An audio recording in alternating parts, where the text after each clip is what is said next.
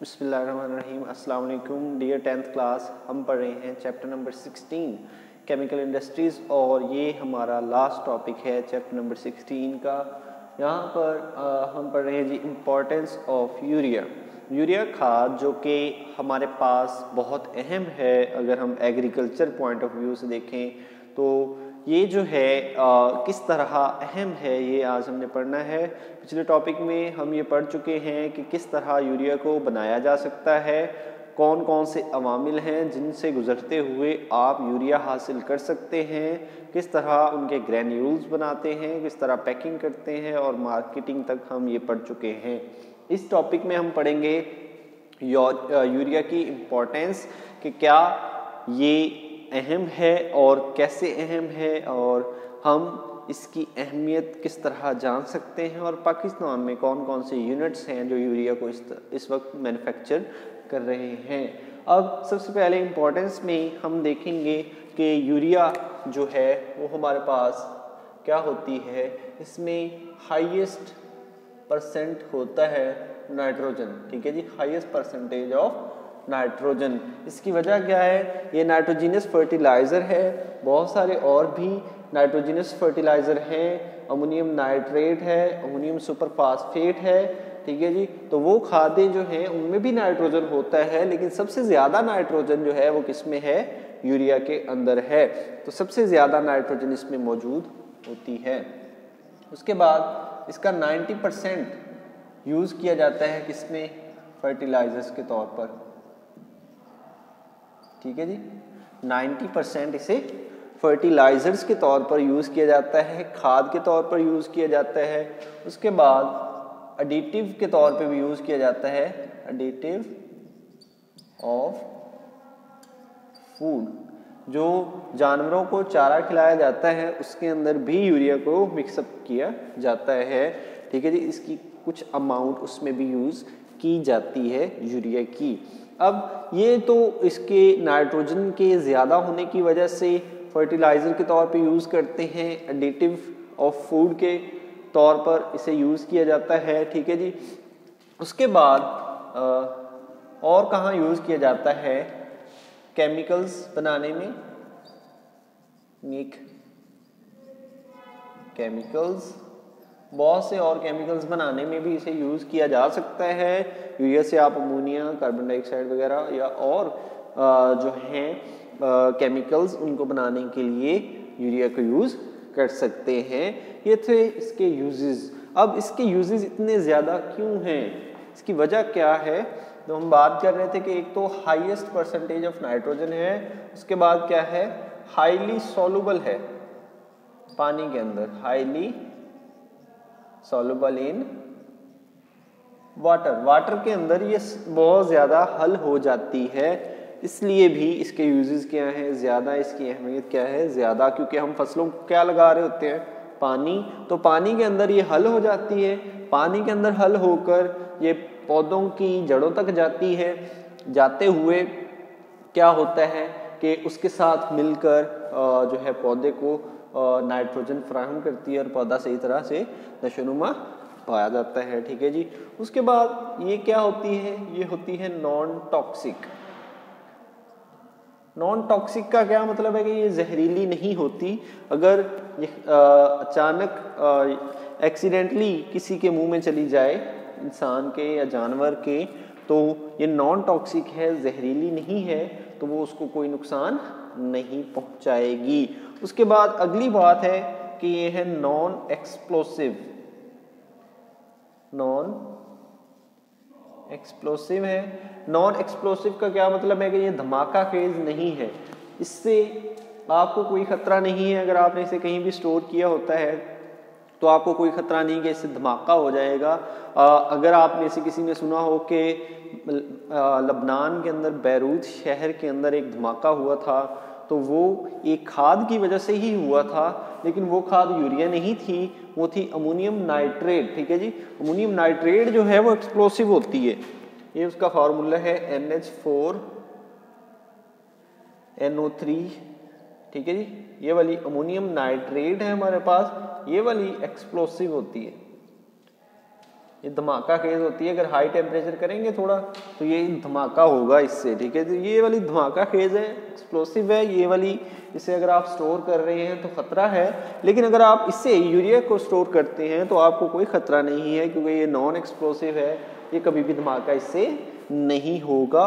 लबनान के अंदर बैरूत शहर के अंदर जो धमाका हुआ था वो अमोनियम नाइट्रेट की वजह से हुआ था, टनों के हिसाब से वहाँ पे मौजूद थी, हाई टेम्परेचर किया गया जिसकी वजह से वहाँ पर बहुत बड़ा एक धमाका हो गया था, ठीक है जी। उसके बाद ये बात तो हम कर रहे हैं धमाका खेज है जी, ठीक है, अमोनियम नाइट्रेट, और ये धमाका खेज नहीं है। अगली बात क्या है कि इसको बेटर पैकिंग चाहिए होती है, बेटर पैकिंग। बेटर पैकिंग का क्या मकसद है, क्यों? क्योंकि ये पानी के अंदर हल हो जाती है। क्यों? Because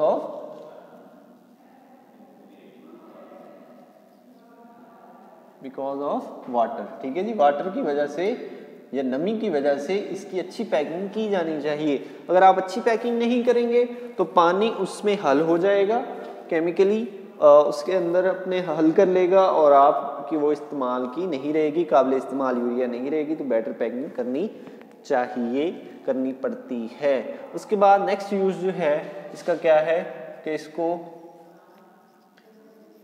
use to make explosives, इससे एक्सप्लोसिव्स वगैरह बनाए जाते हैं, ठीक है जी। एक्सप्लोसिव्स मतलब धमाका खेज अशिया इससे बनाई जाती हैं। यूरिया से, यूरिया को यूज़ करते हुए आप एक्सप्लोसिव्स बना सकते हैं, ठीक है जी।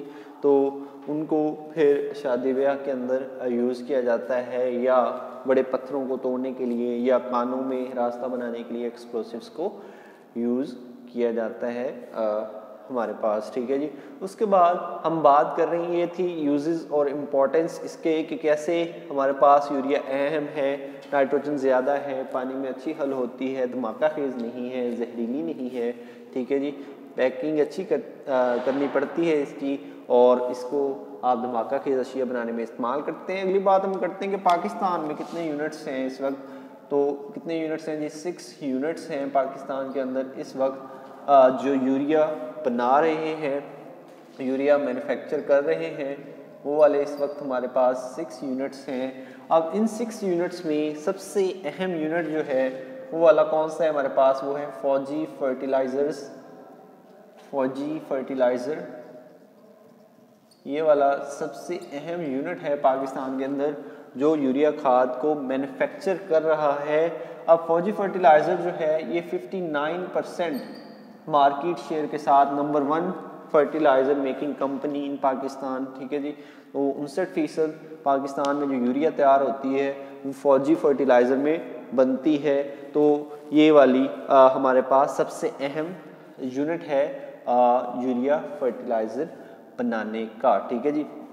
अब ये जो हमारे पास यूनिट्स हैं इनको गवर्नमेंट सब्सिडी भी देती है, इन्हें मैन्युफैक्चरिंग प्रोसेस में सब्सिडी मिलती है, मैन्युफैक्चर करते हैं। लेकिन इसके बावजूद कि ये यूरिया पाकिस्तान के अंदर ही बन रही है, यूरिया की जो प्राइसेस हैं वो बढ़ना शुरू हो चुकी हैं, बढ़ती जा रही हैं। इसकी वजह क्या है कि इन्हें जो है मटेरियल्स वो अवेलेबल नहीं है, अमोनिया वगैरह या जो बाकी प्रोसेस के लिए मशीनरी वगैरह है वो इतनी सस्ते दामों अवेलेबल नहीं है, वो मकामी तौर पर तैयार नहीं होती, इस वजह से इन्हें बाहर से मंगवानी पड़ती है।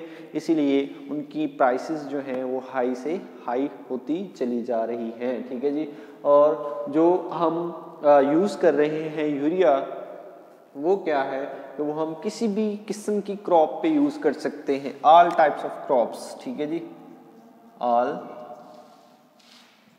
Types of crops. ये यूरिया किसी भी किस्म की फसल पे यूज़ की जा सकती है, गंदम, चना, चावल, कुछ भी वहाँ पे आप यूरिया यूज़ कर सकते हैं। इसकी वजह क्या है? इसकी वजह है NPK। NPK कहीं पे आपने पढ़ा होगा, इसका मतलब क्या होता है कि नाइट्रोजन पौधे को चाहिए होती है, ठीक है जी। नाइट्रोजन के बाद फास्फोरस, ठीक है जी, और यहाँ से क्या चाहिए होती है, पोटाशियम। अब पौधे को ये तीन चीज़ें बहुत ज़रूरी होती हैं अगर उसने ग्रो करना है।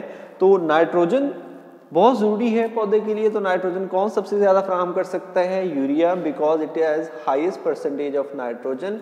कितनी थी इसमें परसेंटेज, 46.6%। ठीक है जी, हाईएस्ट परसेंटेज ऑफ नाइट्रोजन जो है वो किस में है, यूरिया के अंदर है, 46.6%। तो इसीलिए ये नाइट्रोजन यूरिया के अंदर है। जब आप ये फसल को डालेंगे, किसी भी किस्म की फसल को डालें तो उसे नाइट्रोजन चाहिए, वो उसे यूरिया से मिल सकती है और वो उससे हासिल करेगा और सही तरह से नशोनुमा पा सकेगा।